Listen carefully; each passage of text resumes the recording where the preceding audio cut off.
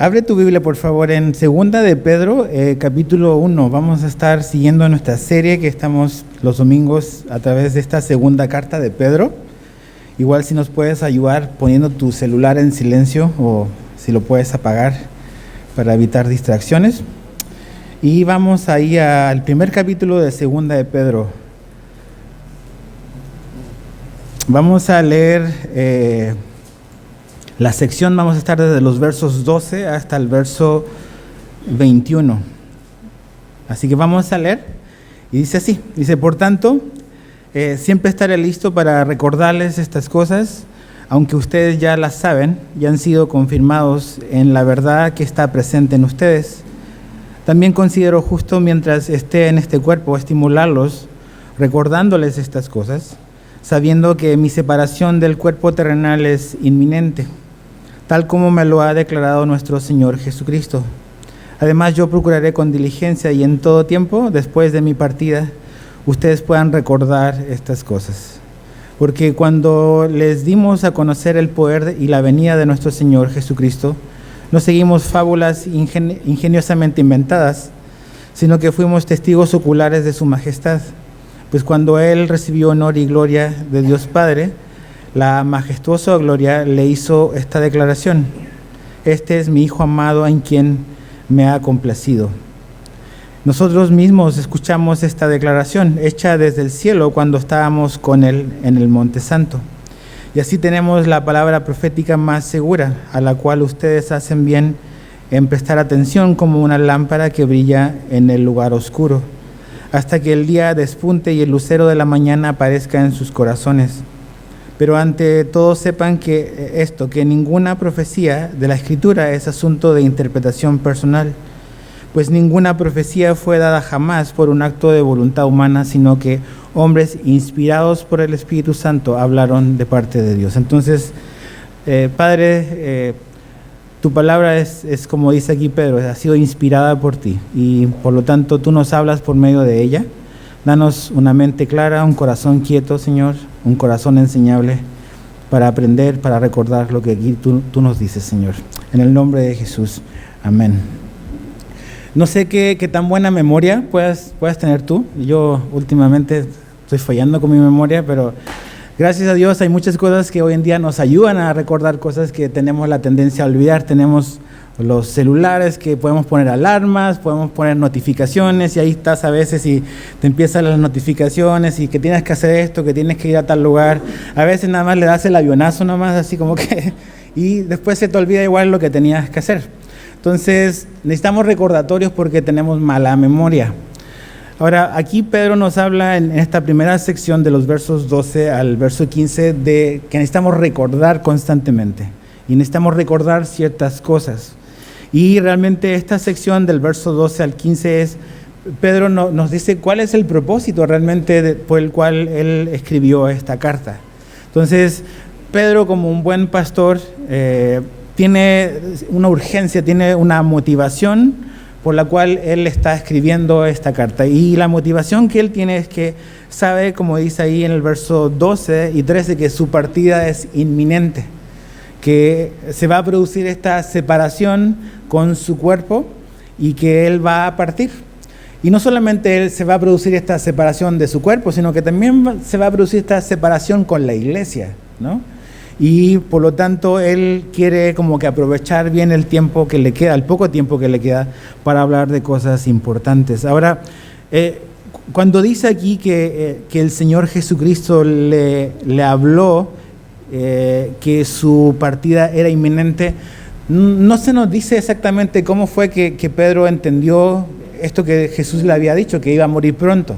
Está hablando evidentemente de un momento a lo mejor cercano a su carta donde Jesús le dice: ¿sabes qué, Pedro? Te queda poco tiempo. No sabemos, no tenemos el registro de ese momento, pero sí hay un registro en los evangelios de dos ocasiones específicas en las cuales Jesús sí le habló a Pedro sobre la muerte de Pedro. Y el primer texto que quiero leerles está en Juan, en el Evangelio de Juan, en el capítulo 13, verso 36. En Juan 13:36, Jesús está ahí la noche previa a ir a la cruz, y de muchas cosas que Jesús y sus discípulos hablaron esta es una de ellas, y dice así. Dice, Señor, ¿a dónde vas? Porque Jesús le dice, a dónde yo voy, ustedes no pueden venir ahora. Entonces Pedro, siempre bueno para preguntar y para tomar la iniciativa, dice, Señor, ¿a dónde vas? Le preguntó Simón Pedro. Jesús respondió, a donde yo voy, tú no me puedes seguir ahora. Pero dice, pero me seguirás después. Jesús le estaba diciendo, yo voy a partir y voy a morir. Y Pedro dice, yo quiero ir. Pedro no sabía lo que estaba diciendo, lo va a negar, pero Jesús le dice, sí, me vas a seguir un día, pero todavía no. O sea, un día vas a morir, pero todavía no es ese día. La segunda ocasión, después de la resurrección, Jesús vuelve a tener uno de estos tantos encuentros que tuvo con sus discípulos durante o después de la resurrección. Y en Juan 21, en el verso 18 al 19, Jesús nuevamente vuelve a decirle algo y a profetizarle a Pedro sobre su muerte, sobre la muerte de Pedro. Y dice Juan 21, 18, dice, en verdad te digo que cuando eras más joven te vestías y andabas por donde querías. Pero cuando seas viejo extenderás las manos y otro te vestirá y te llevará a donde no quieras. Entonces dices, ¿de qué está hablando Jesús? O sea, puede ser muy genérico, muy amplio eso de que te van a llevar donde no quieras, pues te van a llegar a un restaurante donde tú no querías ir a comer, o ¿qué le está diciendo Jesús? El verso 19 es la luz para entender esto. Dice, esto dijo, dando a entender la clase de muerte con que Pedro glorificaría a Dios. Y habiendo dicho esto, le dijo, sígueme. Entonces, si tú combinas Juan 13:36 y Juan 21, básicamente Jesús le está diciendo a Pedro, tú vas a morir y vas a morir muy, muy parecido a mí, ¿no? Va a ser una muerte un poco brutal y va a ser como parecida a la mía, el tipo de muerte. Y la historia nos dice eso. Tú lees los libros de historia y la historia nos dice que Pedro efectivamente murió crucificado. Pero a solicitud personal de él pidió morir crucificado invertido, ¿no? Que él no era digno de morir como murió su Señor. Y finalmente yo creo que no solamente Jesús le está diciendo, mira, ahora no me vas a seguir, me vas a seguir después, pero finalmente creo que también esa es una promesa que Jesús le da a Pedro, porque Pedro falló. Esa noche que Jesús le dijo, me vas a seguir después, esa noche Pedro falló, no pudo seguir a Jesús. Pero Jesús le afirma que un día sí lo va a seguir. Jesús le está diciendo un día, Pedro, tú vas a ser fiel y vas a poder morir el tipo de muerte que yo morí, ¿no? Todavía no es ese día, pero al final sí vas a ser fiel, Pedro, y vas a llegar conmigo. Entonces, Pedro no está como que temeroso de este día, sabe que le queda poco tiempo y por lo tanto necesita enfocarse en las cosas importantes. Entonces, cuando cualquier persona se enfrenta a la idea y a la realidad de que un día vamos a morir y que ese día se acerca, de hecho, cada día, eso en lugar de complicarnos la vida, debiese de facilitarnos la vida. ¿Por qué digo esto? Porque muchas veces nos perdemos y nos enredamos en el día a día. Si has tomado o estás tomando, por ejemplo, el Navegantes 1, una de las lecciones que se ve es la tiranía de lo urgente. Y cómo muchas veces todos nos enredamos realmente en cosas urgentes que todos los días vienen a nuestra vida. Estamos apagando incendios por todas partes. Y acá, y hay que ir acá, hay que pagar esto, hay que hacer esto otro. Y nos pasamos toda una vida resolviendo cosas que nosotros consideramos urgentes. Pero nunca nos detenemos a pensar en lo importante. Y lo urgente no siempre es lo importante. Y por lo urgente nos perdemos de lo importante. Entonces, cuando tenemos claro de que un día todos vamos a partir y que ese día, cada día que pasa, nos acercamos más a ese día, eso debiese de motivarnos como motiva a Pedro. Pedro no está como que, ok, me voy a relajar, ya me voy a morir, entonces no voy a hacer nada. No, Pedro tiene una intensidad de propósito y se enfoca más en que, ok, tengo que aprovechar el tiempo en lo que realmente es importante. No a las cosas urgentes, sino a lo que es importante. Entonces, creo que muchas veces nosotros debiésemos de orar como dice el Salmo 90. El Salmo 90, verso 12, leo de la Nueva Traducción Viviente, dice: enséñanos a entender la brevedad de la vida, para que crezcamos en sabiduría. Pensamos que somos eternos físicamente en esta vida y que nunca ese día va a llegar, que nunca o que el día de nuestra partida se ve aún lejano. Pero la verdad es que no sabemos cuándo va a llegar ese día. Y nuestra vida eterna, en comparación a la eternidad, es muy, muy breve. Y si pensamos, dice el proverbio, si pensamos en eso, en que nuestra vida aquí es breve, vamos a vivir sabiamente, vamos a tomar mejores decisiones, vamos a enfocarnos en lo que realmente es importante. Entonces, Pedro está viviendo el Salmo 90, sabe que sus días son breves, entonces está moviéndose con mucha sabiduría en lo que tiene y no tiene que hacer. Entonces, ¿qué es lo que tiene que hacer? Tiene que recordarles a los cristianos las cosas importantes. El verso 12 al 15, vemos qué es lo importante que debemos de recordar. Entonces, es importante recordar siempre, porque como yo decía hace un rato, tenemos mala memoria. Recordar es diferente a aprender. Para poder recordar es necesario aprender primero. Recordar es volver a traer a nuestra mente algo que ya hemos aprendido, ¿ok? Y Pedro les dice 3 veces: yo les quiero recordar, recuerden. Entonces, recordar es simplemente eso, es volver a traer a nuestra mente lo que ya sabemos. ¿Por qué? Porque olvidamos con mucha facilidad. Olvidamos muchas cosas de la vida diaria, de la vida doméstica. Con mayor razón olvidamos cosas de Dios, cosas que Dios nos ha prometido, cosas que Dios nos ha dejado en su palabra. Entonces, ¿qué es lo que Pedro quiere que cada cristiano recuerde? Pedro quiere que cada cristiano recuerde la palabra de Dios. Eso es lo que debemos de aprender y eso es lo que debemos de recordar, la palabra de Dios. Ahora, fíjate lo que el apóstol Pablo les escribió a los filipenses en Filipenses 3:1. Leo de la Reina Valera, dice: por lo demás, hermanos, gozaos en el Señor. A mí no me es molesto el escribiros las mismas cosas, y para vosotros es seguro. Pensemos un poco en la afirmación de Pablo. Dice: yo no me canso nunca de repetirle básicamente las mismas cosas. No les estoy enseñando nuevas cosas, nada más repite y repite. Y en la repetición y en el recordar siempre las mismas cosas está implícita nuestra seguridad. Dice, si nosotros estamos constantemente trayendo a nuestra mente las mismas verdades eternas de Dios, eso va a significar que estamos en un lugar seguro. Y eso es lo que hace Pablo, y eso es lo que hace Pedro aquí. Básicamente recordar las viejas y antiguas verdades eternas de Dios que nunca debemos de olvidar. Ahora, ahí en 2 de Pedro, en tu propia Biblia, acompáñame al capítulo 3, 2 de Pedro 3, nada más da vuelta la página. 2 de Pedro 3, versos 1 y 2, mira lo que Pedro dice.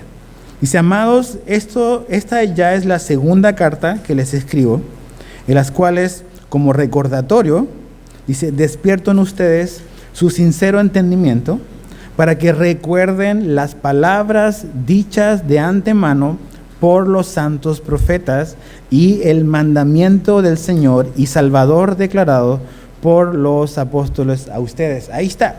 ¿Qué es lo que debemos de recordar? Lo que está escrito por los profetas y lo que fue enseñado por Jesucristo a través de sus apóstoles. Eso es lo que debemos de recordar. Esa es la palabra de Dios. Entonces, Pedro está diciendo, ok, tenemos que olvidar o nunca olvidar algo. ¿Qué es lo que nunca tenemos que olvidar? La palabra de Dios. Tenemos que estar constantemente aprendiendo y tenemos que estar constantemente recordando las verdades de Dios. ¿Qué beneficios van a surgir o van a venir a nuestra vida cuando estamos constantemente aprendiendo y constantemente recordando?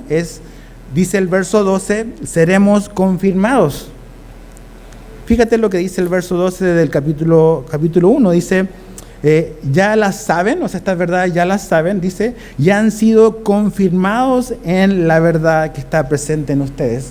Cuando estudiamos la palabra de Dios, cuando recordamos la palabra de Dios, somos confirmados, dice. Esa palabra es importante. La palabra confirmar quiere decir fijar firmemente, fijar firmemente. Entonces, ¿Cuál es la manera más segura en la cual tú y yo vamos a poder soportar los tiempos en los que vivimos? Gracias, Mike. Es a través de la palabra de Dios. Vivimos en un tiempo donde muchas cosas están cambiando, donde muchas cosas están siendo redefinidas. Está siendo redefinido el matrimonio, lo que es una familia, lo que es identidad. Todas estas cosas están cambiando así muy rápido hoy en día. Y si no estamos arraigados y agarrados firmemente de algo que nunca cambia, o sea, este mundo nos va a llevar y nos da una zarandeada de aquellas. Entonces, Pedro dice, la manera en la que podemos estar seguros en un mundo en tinieblas es estar arraigados, firmemente amarrados de su palabra. Eso es lo que produce estabilidad en nuestra vida, la palabra de Dios. Pero lo segundo que hace la palabra de Dios es que también nos hace crecer. Dice que en el verso 13 que somos estimulados. Pedro quiere estimularnos a través de la palabra de Dios. Y esa palabra estimular quiere decir literalmente despertar. La palabra de Dios, cuando la comenzamos a conocer, cuando la estamos recordando, tiene un efecto como de traer vida a nuestra vida, nos despierta espiritualmente. Es la misma palabra que aparece, por ejemplo, en Juan 6:18, cuando dice, y se levantaba el mar con un gran viento que soplaba. Ese se levantaba, está diciendo que el mar despertó, que la tormenta despertó, o la tormenta comenzó. Es la misma palabra que usa Pedro aquí para hablar de uno de los efectos que hace la palabra de Dios en nuestra vida. Nos estimula, nos despierta. Entonces, ¿qué es lo que va a usar Dios para traer un avivamiento personal a nuestra vida? Va a usar a su Espíritu y va a usar a su palabra. Dios siempre a través de la Biblia ves todos los avivamientos que han habido y ves los avivamientos genuinos a lo largo de la historia de la iglesia y siempre van a estar conectados con su palabra. Su palabra es la que nos despierta, su palabra es la que nos estimula. Por eso necesitamos conocer y recordar constantemente su palabra. Ahora, la pregunta pudiese ser, bueno, ¿vale la pena? ¿Por qué debemos de recordar su palabra? ¿Por qué debemos de aprender la palabra de Dios? Y la respuesta está en el verso 16 al 18. Y leemos, dice, porque cuando les dimos a conocer el poder y la venida de nuestro Señor Jesucristo, no seguimos fábulas ingeniosamente inventadas, sino que fuimos testigos oculares de su majestad. Pues cuando Él recibió honor y gloria de Dios Padre, la majestuosa gloria, le hizo esta declaración: este es mi Hijo amado en quien me he complacido. Nosotros mismos escuchamos esta declaración hecha desde el cielo cuando estábamos con Él en el Monte Santo. ¿Por qué debemos de recordar? ¿Por qué debemos de aprender esta palabra? Porque esta palabra es confiable. Está y ha llegado a nosotros a través de testigos oculares, de testigos presenciales de las cosas que están aquí escritas. Aquí Pedro está hablando de Jesucristo, de que él vio a Jesús, de que él escuchó todas las enseñanzas de Jesús, de que Pedro vio todos los milagros que Jesús hizo.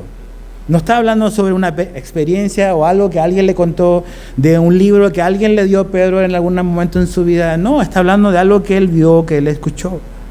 Está hablando de Jesús, de como dice Juan 1, del verbo encarnado, de la palabra encarnada. Mira cómo Juan, el apóstol Juan, el cuate de Pedro, lo pone en el capítulo 1 del Evangelio de Juan. Juan 1, del 1 al 3 dice, en el principio ya existía el verbo, y el verbo estaba con Dios, y el verbo era Dios.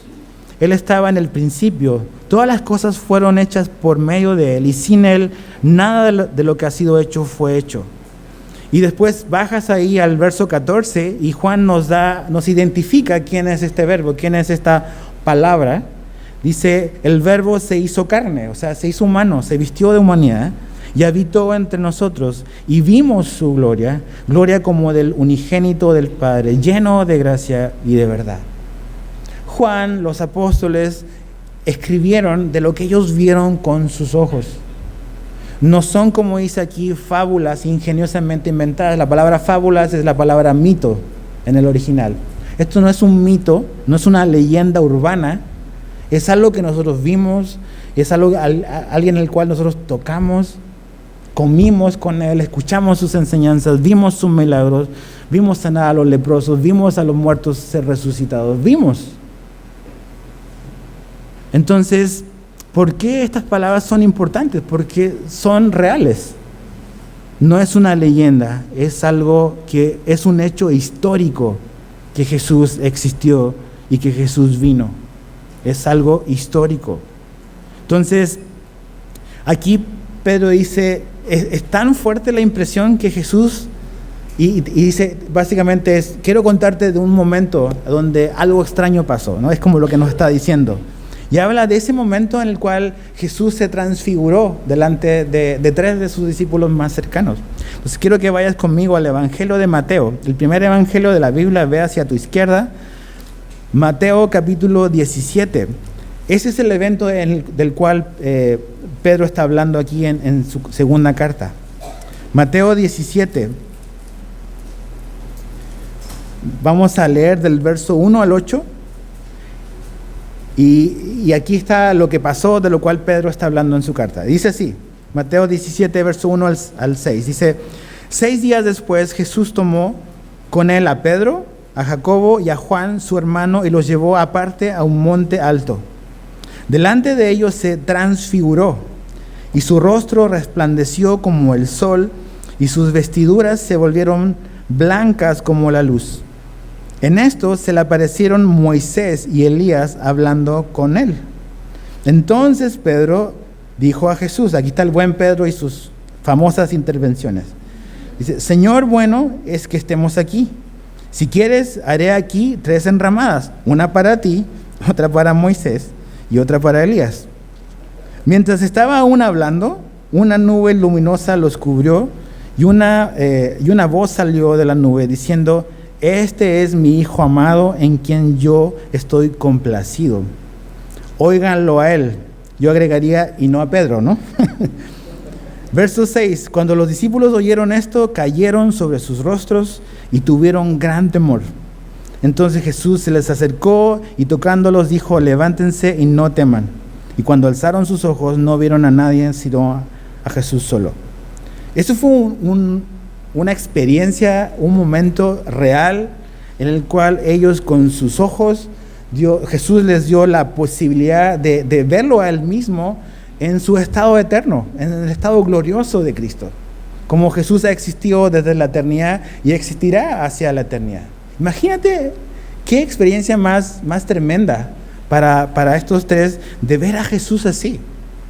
O sea, habían visto a Jesús hacer milagros, habían escuchado sus enseñanzas, pero lo habían visto siempre en su forma humana, en esta como que revestimiento humano, ¿no? Pero nunca se imaginaron poder ver a Jesús de esta manera, como el Jesús que regresará a la tierra en su segunda venida, ¿no? Como el Jesús eterno. Así vio a Pedro a Jesús. Entonces Pedro dice, o sea, esto no es un cuento, yo lo vi. Dice, yo lo vi, nosotros lo vimos, nosotros escuchamos la voz del Padre que estaba diciendo, o sea, escuchen a Jesús, Él es el Mesías, Él es el Hijo de Dios. Entonces, ¿por qué estas palabras son importantes? Porque son confiables, porque son testigos presenciales. No es un mito, no es una leyenda. Ahora, no solamente, y creo que este es un punto importante, porque volviendo a segunda de Pedro dice, nosotros tuvimos esta experiencia en el monte, fue increíble, y le vimos de esta manera y escuchamos la voz del Padre, pero el verso 19 es algo súper importante lo que él dice, y léelo conmigo, dice del 19 al 20 en adelante, dice, y así tenemos la palabra profética más segura, la cual ustedes hacen bien en prestar atención como una lámpara que brilla en lugar oscuro, hasta que el día despunte y el lucero de la mañana aparezca en sus corazones. Pero ante todo, sepan esto, que ninguna profecía de la Escritura es un asunto de interpretación personal, pues ninguna profecía fue dada jamás por un acto de voluntad humana, sino que hombres inspirados por el Espíritu Santo hablaron de parte de Dios. En la sección anterior, en los versos 16 al 18, Pedro básicamente está diciendo, nosotros tuvimos una experiencia con la palabra encarnada, o sea, vimos a Jesús hecho así como hombre, Dios hecho hombre, ¿ok? Pero en el verso 19 al 21 habla de la palabra escrita, ¿ok? La palabra escrita, la palabra que está registrada, la palabra de Dios. Y Pedro nos está diciendo que esta palabra que está escrita, que está registrada, es la palabra más segura a la cual podemos prestar atención. Y eso es sumamente importante. Porque realmente es muy fácil a veces como que dejarnos llevar por experiencias. Por experiencias. Entonces, Pedro dice, yo tuve una súper experiencia con Jesús en el monte. Pero él dice, tenemos la palabra profética más segura. Él se incluye también. Él no dice, yo tuve mi experiencia en el monte, pero ustedes tienen una palabra más segura para ustedes. Porque ustedes no estuvieron donde yo estuve. No dice eso. Dice, yo estuve acá y fue asombroso y vimos y oímos, pero tenemos, ustedes y yo también, hay algo mucho más seguro, mucho más confiable que cualquier experiencia religiosa, cualquier experiencia espiritual que tú puedas tener, y es la palabra escrita de Dios. Eso es lo que Pedro nos está diciendo. Es más segura. Entonces, cuando agarramos la Biblia y la abrimos, podemos tener la certeza de que no vamos a fallarle. O sea, no tenemos que adivinar quién es Dios, no tenemos que adivinar o intentar adivinar qué es lo que nos quiere decir. Dios no está jugando a las escondidas con nosotros. Dios nos quiere hablar por medio de su palabra, y aquí es el lugar más seguro en el cual podemos saber quién es Él y lo que Él nos quiere decir. Cualquier otro tipo de experiencia es muy subjetivo. Tú puedes decir, yo vi a Jesús en la hoja del árbol, ¿y cómo te puedo contradecir eso? Pues el viento, y el viento después, pues ya es otro rostro de Jesús. O en la nube, yo vi a Jesús en la nube y medio me habló. Y ¿cómo te puedo argumentar eso? Es súper subjetivo. Pero cuando venimos a la palabra de Dios, Pedro dice, esta es la palabra que tiene toda la autoridad. Aquí se terminan las discusiones. Aquí está todo lo que Dios quiere que sepamos de Él.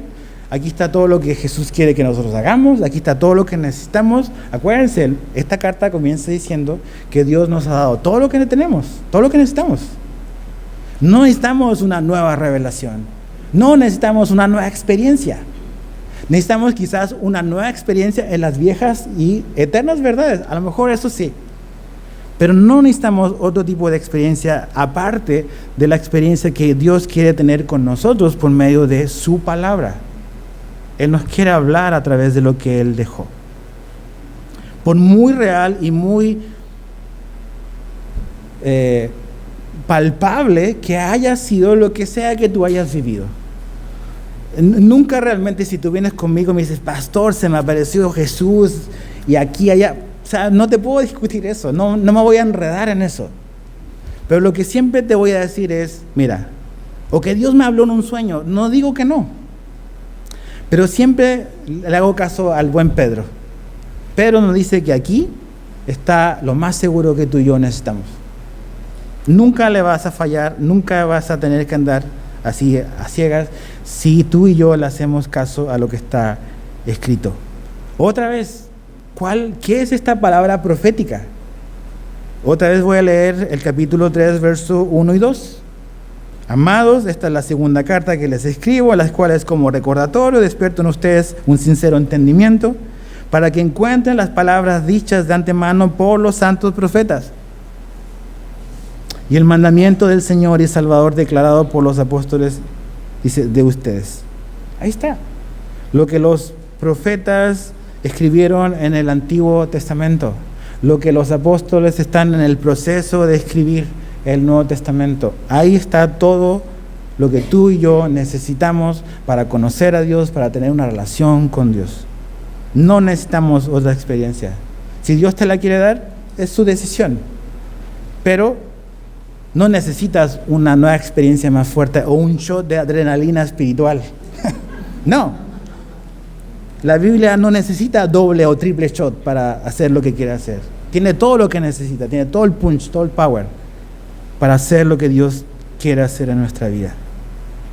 Ahora, ¿por qué dice Pedro que esta es una palabra profética? Porque Dios habló a través de estos hombres que se llaman los profetas en el Antiguo Testamento. Los miércoles, de hecho, aquí va la publicidad, pues ven los miércoles. Estamos comenzando esta serie en el libro de Reyes. Y como dijimos el miércoles, no tenemos la menor idea cuánto nos vamos a tardar, porque vamos a ver un poco Reyes, Crónicas, que son más o menos como la historia recontada del mismo periodo. Y vamos a ver una serie de profetas que no escribieron ningún libro, pero están ahí. Elías, ¿no? Entonces, estos hombres que Dios levantó para hablarle a su pueblo en el Antiguo Testamento, y que Dios se dio a entender a través de ellos lo que Dios quería que su pueblo supiera y conociera. Y está registrado, está escrito, y es también para nuestra enseñanza. Ahora, cuando un profeta hablaba, los profetas de la Biblia no hablaron únicamente para eventos y cosas que tenían que ver para ese punto exacto en la historia, que sí.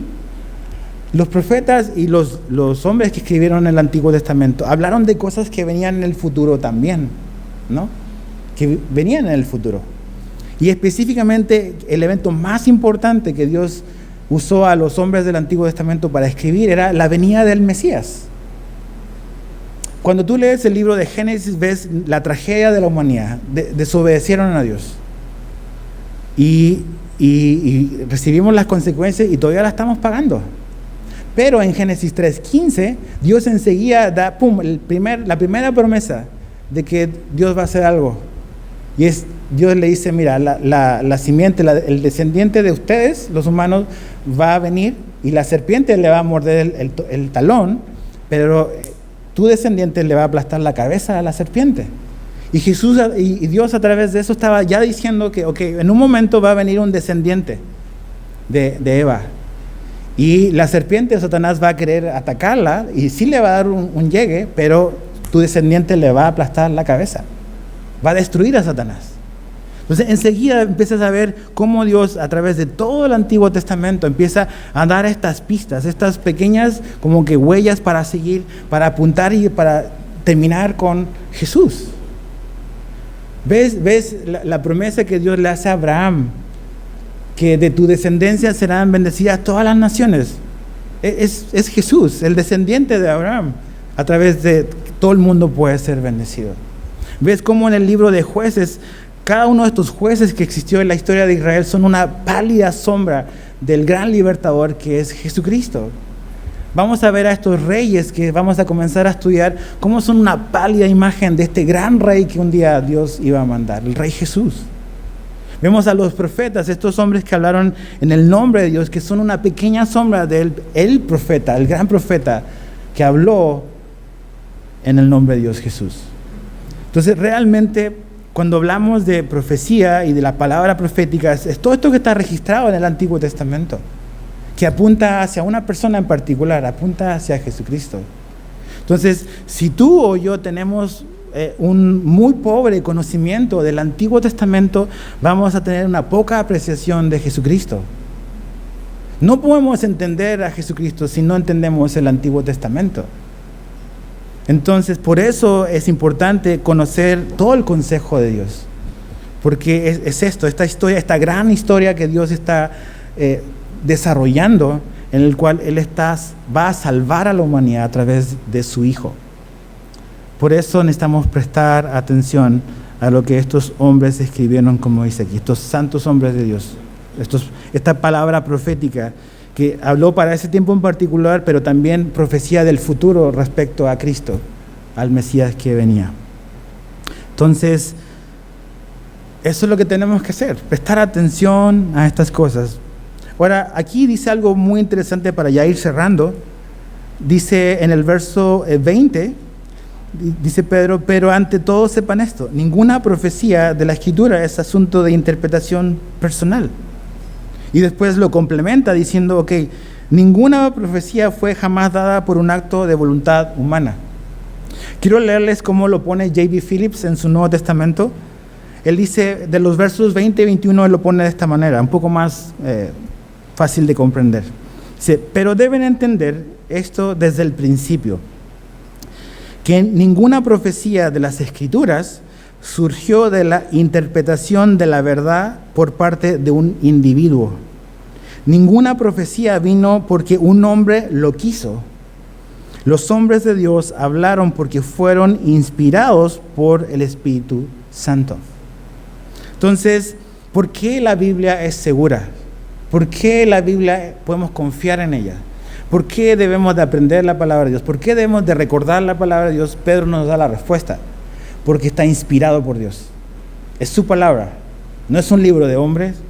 Es imposible que este libro haya sido armado y puesto junto porque a 40 tipos se le imaginó escribir de algo y tiene una coherencia. Es imposible. ¿Te imaginas yo te dijera aquí, ok, todos van a agarrar un papel y van a escribir lo que quieran y vamos a armar un libro y lo vamos a vender y va a ser bestseller y va a animar y va a salvar de... ¿Qué lógica es esa? O sea, unos van a hablar de cocina, otros de café, otros de perritos, de gatitos. Cuando tú realmente eres como que honesto contigo mismo, y si tú eres escéptico y dices, no, este es un libro de hombre, ¿de verdad? Nunca has leído la Biblia si dices eso. O sea, lee de tapa a tapa y no te quedes nada más con lo que oíste y por ahí que un ateo dijo. No. Agarra la Biblia y léela y dime si no tiene una coherencia. Autores diferentes, de clases sociales distintas, de países diferentes, a través de los tiempos, hablando de un tema en común. ¿Por qué? Aquí Pedro nos da la razón.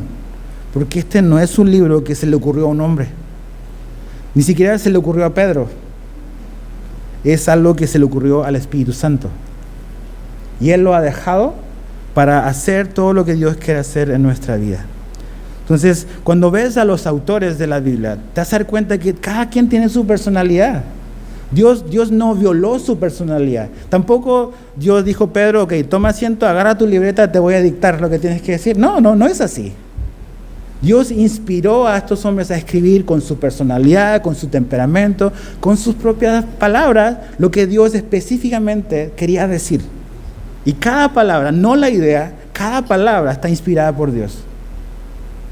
Entonces, por eso debemos de aprender este libro, por eso debemos de recordar, porque es un libro que Dios nos ha dejado, que el Espíritu Santo ha inspirado. Entonces, es confiable, es veraz, no tiene error.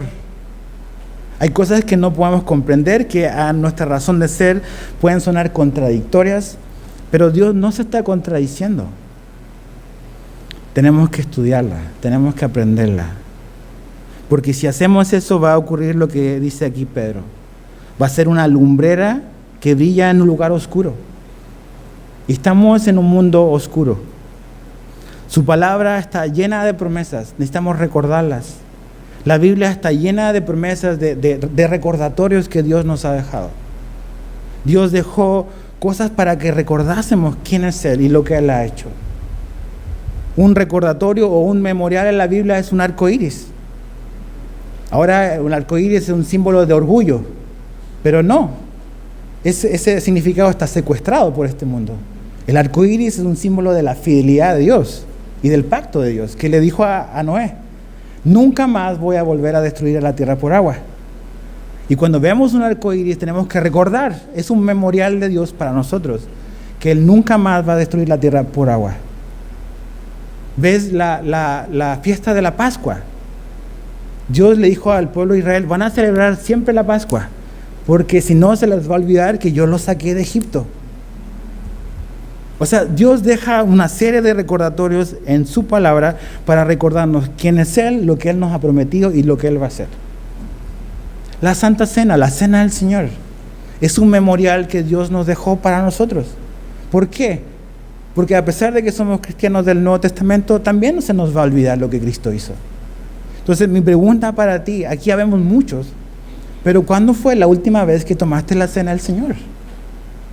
Es un memorial que Jesús nos dejó porque tenemos pésima memoria. Vienen los problemas a nuestra vida, los problemones en la familia, en la casa, en el trabajo, y se nos olvida quién es Jesús, se nos olvida lo que Él ha hecho, se nos olvida que Él va a estar con nosotros. Cuando tomamos la Cena del Señor, recordamos lo que Él hizo, que mis pecados han sido completamente perdonados y borrados, y que Él ha resuelto mi pasado, está conmigo en el presente y me recogerá en el futuro. Tenemos que recordar esas cosas. ¿Y cómo lo hace? De una manera muy didáctica. Vamos a comer pan y tomar jugo de la vid. Entonces necesitamos ser recordados. Ahora, tal como en tu celular, cuando te llega la notificación, tú puedes decir ignorar. Ignorar. Más tarde. Es una decisión que tú y yo vamos a tomar todos los días. Pero no podemos decir que Dios no nos quiere recordar. A lo mejor nosotros queremos desobedecer, pero Dios nunca va a fallar en recordarnos. Nosotros tenemos que también hacer la respuesta en obediencia a su palabra. ¿Por qué? Porque es segura, es veraz, es confiable, es poderosa, es todo lo que Dios quiere que sea. La palabra de Dios no necesita aditamentos, no necesita ningún tipo de mejoría, no necesita actualizarse. La palabra de Dios es suficiente y por eso en esta iglesia la enseñamos así. Por eso la enseñamos verso a verso. No queremos enseñar de la Biblia, queremos enseñar la Biblia. Es diferente, son cosas distintas. Entonces, ¿por qué? Porque Dios no está jugando a las escondidas con nosotros. Quiere que le conozcamos. Entonces, ¿dónde está? Aquí. Aquí está. ¿Se acuerdan de Jesús en Juan 14 al 16? Una de las tantas cosas que Jesús les dijo a sus discípulos es que Él les presenta a esta nueva persona con la cual ellos van a interactuar una vez que Jesús ya no esté. Es el Espíritu Santo. Y Él dice, Él es el Consolador, Él va a venir. Y Jesús es muy claro en qué es lo que va a hacer el Espíritu Santo. El Espíritu Santo dice, les va a recordar mis palabras.